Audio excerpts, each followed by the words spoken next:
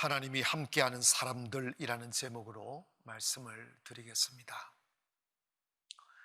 이사야는 예수님이 오시기 전 750년 전에 예수님의 오심을 예언하셨는데, 그 예언하실 때 7장 14절에 보면 그러므로 주께서 친히 징조를 너에게 주실 것이라. 보라, 처녀가 잉태하여 아들을 낳을 것이요 그의 이름을 임마누엘이라 하라고 했습니다. 예수님을 소개할 때 임마누엘이라고 하셨어요. 임마누엘이라는 의미는 하나님이 우리와 함께 계시다는 의미입니다. 즉 예수님께서 이 땅에 오심은 하나님이 우리와 함께 해 주시기 위하여 이 땅에 오셨다는 의미입니다. 하나님께서 우리와 함께 하시는 것, 이것은 그리스도인들에게 가장 중요한 것입니다. 우리가 예수 믿는다고 하면서도 하나님이 친히 우리와 함께 해 주시지 아니한다면 우리의 신앙생활은 일방통행이고, 그리고 공허하고, 우리의 신앙생활이 외롭고 아무 열매가 없습니다. 그렇다면 우리가 구원을 받았고, 그리고 내가 하나님의 사람이며 내 안에 하나님이 계시다는 것을 우리가 어떻게 증명해야 됩니까? 사람들은 내가 교회 나왔으니까 구원받았겠지, 내가 집사니까, 근사니까, 봉사하니까 내가 하나님의 사람이겠지 라고 생각하는 분들이 제법 많더라고요. 그런데 엄밀히 따지면 그런 것과 내가 구원받은 것과 크게 상관이 없다는 것을 알게 됩니다. 사람은 자기 체면을 위해서, 자기 의를 위해서, 자기 열심으로 교회를 섬길 수도 있고 착한 일을 할 수도 있습니다. 다는 아니겠지만 주님 없어도 열심히 교회에 충성할 수 있어요.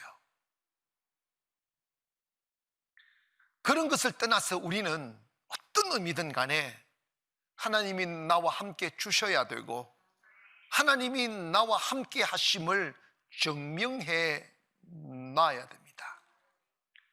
예수님이 이 땅에 오셔서 공생애를 마치시고 성천하시기 전에 주님 떠남에 대하여 두려워하고 있는 제자들을 향하여 요한복음 14장 18절에 내가 너희를 고아와 같이 버려두지 아니하고 너희 외에게로 오리라고 하셨고, 요한복음 14장 26절에 보혜사 곧 아버지께서 내 이름으로 보내실 성령 그가 너희에게 모든 것을 가르치시고 내가 너희에게 말한 모든 것을 생각나게 하리라고 말씀하셨습니다. 이것은 뭐냐면 주님이 친히 우리를 떠나지 아니하고 우리와 함께 해주시겠다는 약속입니다. 이 약속을 믿고 주님이 성천하신 이후에 제 아들이 성령을 받아 말씀을 전하고 전도가 시작되니까 사탄이 일어나 로마의 권력을 등에 업고 사내들인 공회의 권력을 등에 업고 예수님의 제 아들을 핍박하기 시작했습니다. 그들은 자유도 잃어버렸고 복음을 증거하다가 체포되면 감옥에 들어가야만 하고 때로는 죽음을 맞이하기도 하였습니다. 그때 그들이 그 자신들이 직면한 환경을 두고 기도한 내용이 사도행전 4장 29절에 기록되어져 있는데, 주여 이제도 그들의 위협함을 굽어 보시옵고 또 종들로 하여금 담대히 하나님의 말씀을 전하게 하여 주시오며 손을 내밀어 병을 낫게 하옵시고 표적과 기사가 거룩한 종 예수의 이름으로 이루어지게 하옵소서. 이런 기도를, 이 말씀을 요약하면 우리 외부 환경이 우리를 위협하고 핍박하는데 우리에게 필요한 것은 능력으로 우리와 함께 해주시는 하나님의 함께 하심이라 이 말입니다. 우리와 함께 해달라는 거예요. 그래서 예수의 이름으로 표적과 기사가 나타나게 하시고, 그래서 하나님이 우리와 함께함을 저들이 보게 해달라고 이 기도를 하는 거예요. 저는 요한복음 15장에서 예수님이 이런 말씀을 하셨습니다. 나는 포도나무고 너희는 가지인데 가지가 원줄기에 붙어 있으면 많은 열매를 맺지만 원줄기에 붙어 있지 않으면 아무것도 할 수 없다고 그랬어요. 근데 내가 처음에는 이 말씀이 이해가 안 됐어요. 나 주님 없이도 밥도 먹을 수도 있고, 주님 없이도 돈도 벌 수도 있고, 주님 없이도 사업도 하고, 할 것 다 해요. 근데 왜 주님이 아무것도 할 수 없다고 말씀하셨을까? 그거는 뭐냐면, 너희가 나를 떠나서 무슨 짓 다 할 수 있다 할지라도 결국 돌아보면 아무 결과가 없다는 거예요. 세월만 낭비했을 뿐이고, 죄만 지었을 뿐이고, 고통의 흔적만 남겼을 뿐이지 주님 떠나 산 삶의 결과는 허무뿐이란 말이에요. 동의하시면 크게 아멘 합시다. 사람들이 살아가면서 30대보다 40대가 더 아름답고, 40대보다 50대가 더 아름답고, 50대보다 60대가 더 결실맺고, 60대보다 70대가 더 열매가 주릉주릉 맺히고, 인생의 최고의 절정에서 주님 나라 가야 되는데 왜 나이를 먹어가면서 초라해질까? 이사야는 무너진 이스라엘을 향하여 이렇게 말 10절에 보니까, 두려워하지 말라, 내가 너와 함께함이라. 놀라지 말라, 나는 내 하나님이 됨이라. 내가 너를 굳세게 하리라. 참으로 너를 도와주리라. 참으로 나의 의로운 오른손으로 너를 붙들리라. 보라, 내게 노하던 자들이 수치와 욕을 당할 것이요, 너와 다투던 자들이 아무것도 아닌 것 같이 될 것이며 멸망할 것이라. 내가 찾아도 너와 싸우던 자들을 만나지 못할 것이며, 너를 치는 자들은 아무것도 아닌 것 같고 허무한 것 같이 되리니, 이는 나 여호와 너희 하나님이 내 오른손을 붙들어 내게 이르기를 두려워하지 말라, 내가 너를 도우리라 할 것임이니라. 여러분, 이게 오늘 이스라엘 백성들에게 약속하신 하나님의 말씀입니다. 사람들은 우리 곁을 떠나갑니다. 하지만 하나님은 영원히 우리를 떠나지 않습니다. 사람들은 누구나 우리를 끝까지 도울 수 없어요. 그러나 하나님은 영원히 우리를 도우십니다. 그런데 오늘 하나님이 이스라엘 백성들에게 어떤 상황에 있을 때, 어떤 처지에 있을 때 내가 너와 함께 하겠다고 약속하신 겁니까? 우리는 이런 생각을 해요. 내가 잘나야, 내가 믿음이 좋아야, 내가 멋있는 사람이 되어야, 내가 성공을 해야 하나님 나 좋아할 거라고, 나와 함께 할 거라고, 내가 그렇게 해야 나를 도와주실 거라고, 이런 생각은 물론 틀린 생각은 아닙니다. 그런다고 해서 맞다는 말도 아닙니다. 오늘 14절에 보니까, 버러지 같은 야곱아, 너희의 이스라엘 사람들아, 두려워하지 말라, 나 여호와가 말하노니 내가 너를 도울 것이라. 내 구속자는 이스라엘의 거룩한 인이라고 말씀했어요. 여기에 이스라엘 백성들을 보고 뭐 같은 야곱아 그랬어요? 버러지. 여러분 봐봐요. 옛날 성경은 지렁이 같은 야곱아 이랬어요. 지렁이가 나, 버러지가 뭐야? 사람을 가장 천박하게 막 화가 나가지고 가장 센 욕을 하고 싶을 때 쓰는 말이 버러지 같은 놈아, 이 말이거든. 여러분 함부로 그런 말 쓰지 마세요. 쫓겨납니다. 그런데 하나님이 이스라엘을 표할 때 버러지 같은 야곱아 이랬어요.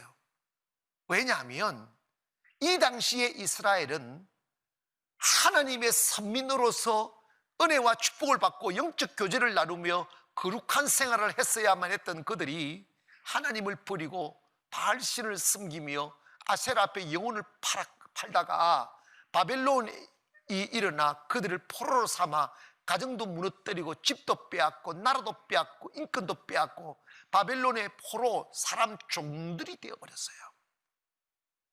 그들의 슬픔을 알아주는 일이 없고, 그들의 절망에 관심을 갖는 일이 없고, 그들은 울어도 누구 한 사람 눈길 주는 사람 없었어요. 그 당시에 이스라엘 사람들은요, 열방으로부터 아무 존재감이 없는 사람으로 전락했습니다. 주변에 있는 어떤 나라도 이스라엘을 도우려 하지 않았습니다. 버러지 같은 존재가 됐다고. 하나님을 떠나 살고 믿음을 버리며 우상 앞에 영혼을 팔며 하나님을 욕되게 하면 우리들의 형편이 버러지같이 바뀐다는 거야. 그런데 이렇게 됐을지라도 하나님은 그들을 버러지 같은 놈아 이러면서도 안 버린다는 거예요. 그걸 아멘을 모르는 사람, 인생을 모르는 사람들이.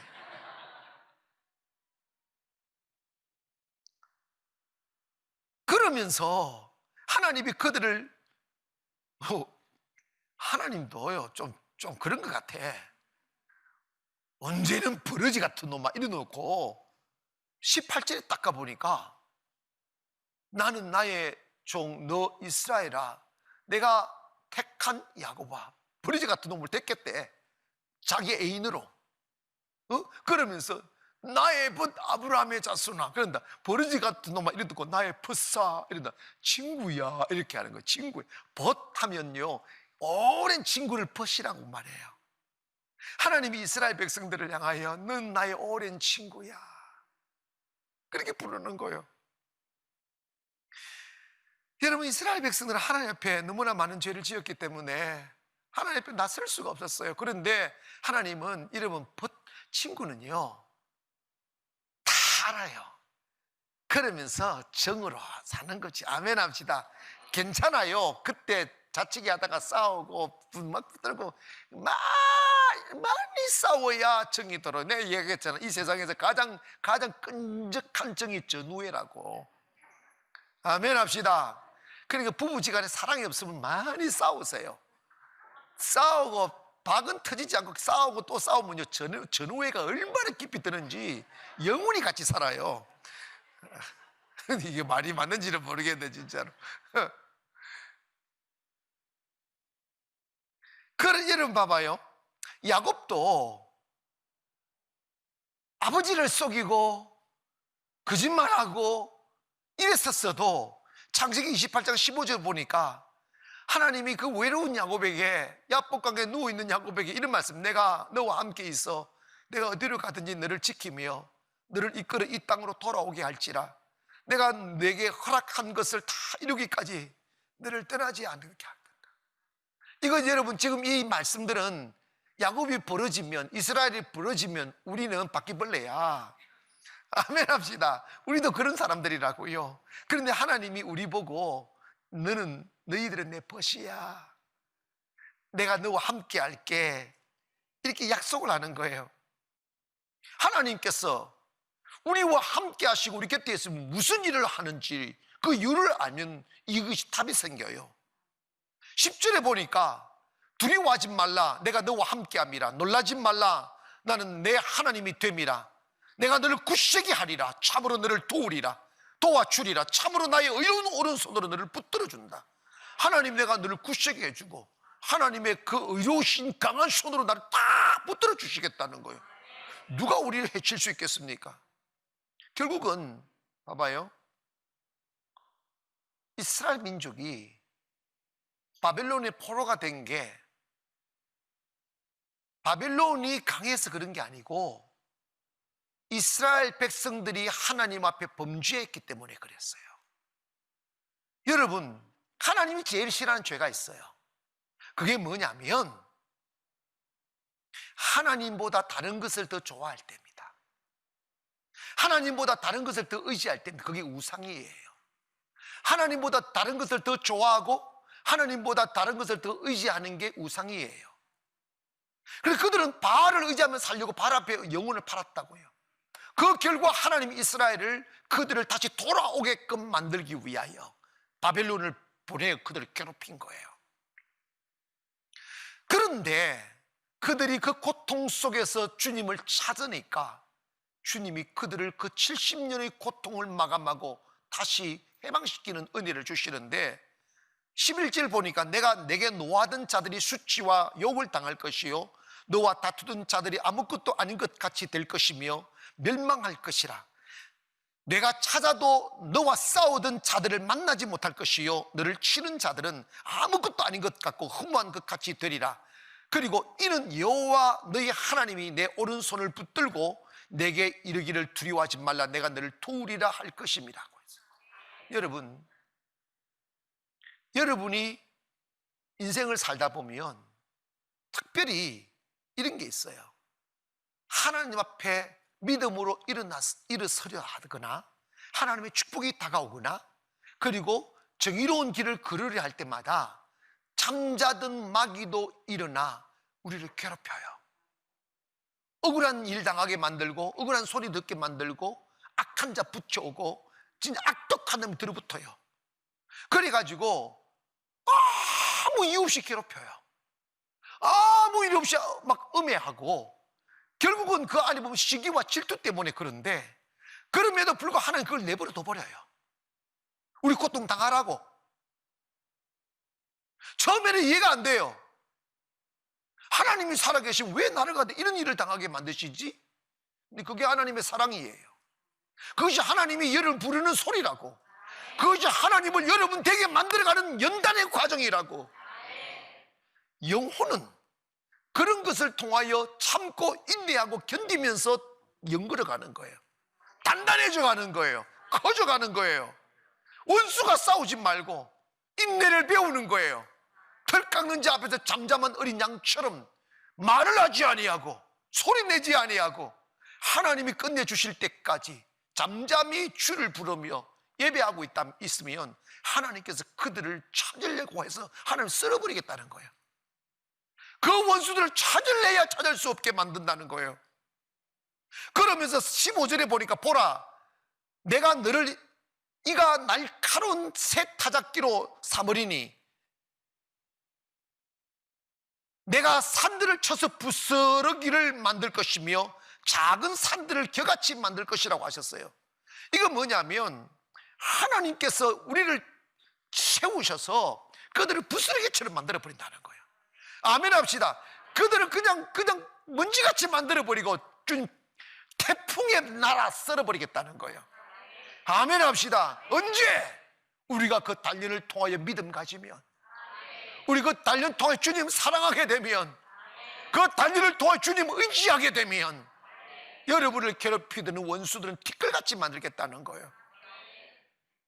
하나님의 사람들이 아무 연단 없이 하나님의 사랑을 받거나 쓰임받지 않아요. 아브라함은 25년을 훈련을 받았고 야곱은 30년을 훈련을 받았고 바울도 3년 반 동안 아라비아 사막에서 죽음 가운데서 훈련을 받았어요. 그리고 다윗도 17년을 훈련을 받았어요. 여러분, 우리도 마찬가지입니다. 여러분이 아름다운다면 그냥 아름다운 게 아니고 그 고난의 날들을 이겼기에 아름다운 거예요. 아멘. 그 연단의 시간들을 다 참아냈기에 아름다웠어요. 하나님이 우리를 도우시면 어떤 일이 벌어집니까?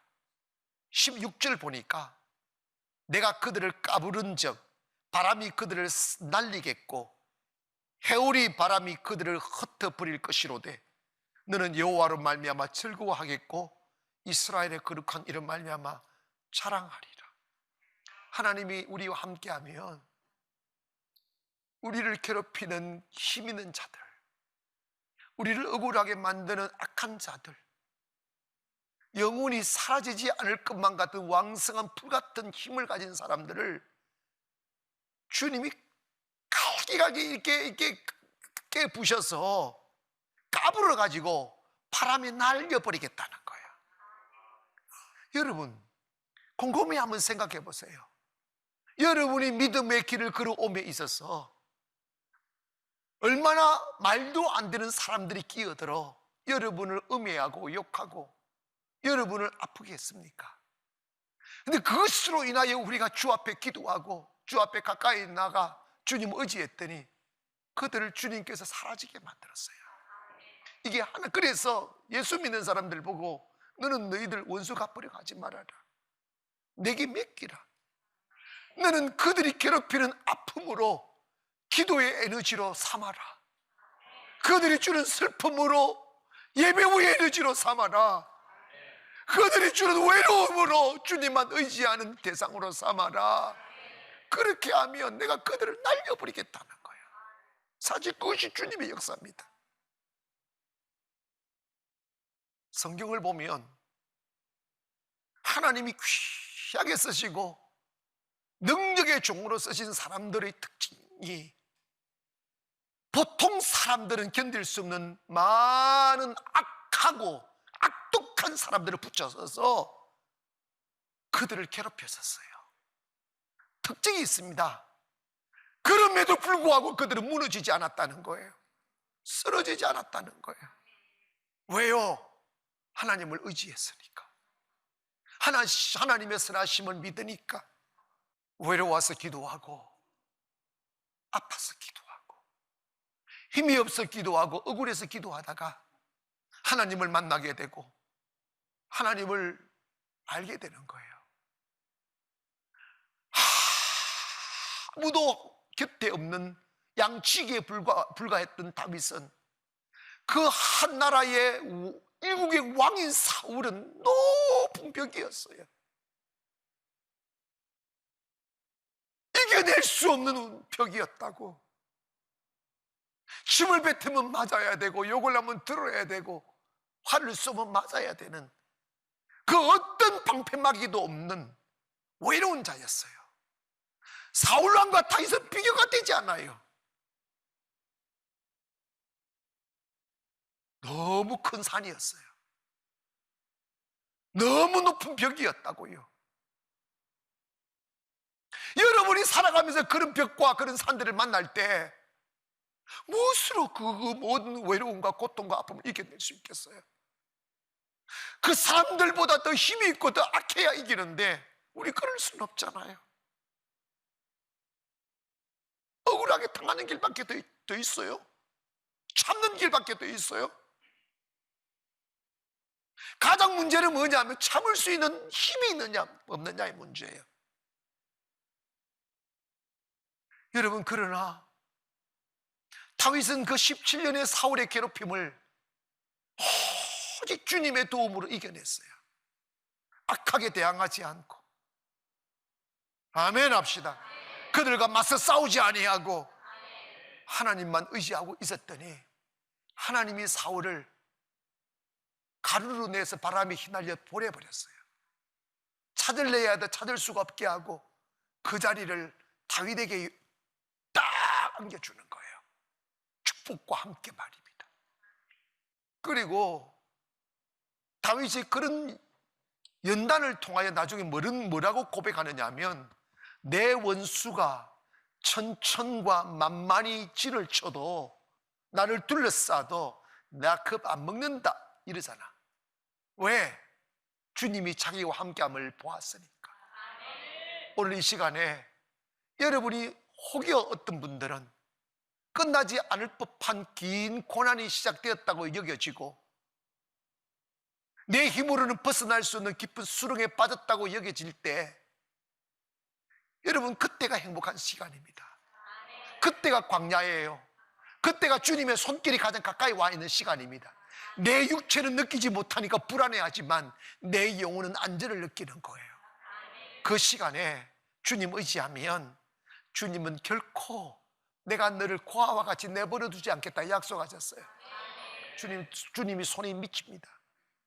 쫙 끄집어 올리는 거예요. 나를 핍박했던 사람들이 두려움의 눈으로 바라볼 수 있도록, 나를 괴롭혔던 사람들이 두려움으로 바라볼 수 있도록 하나님이 쫙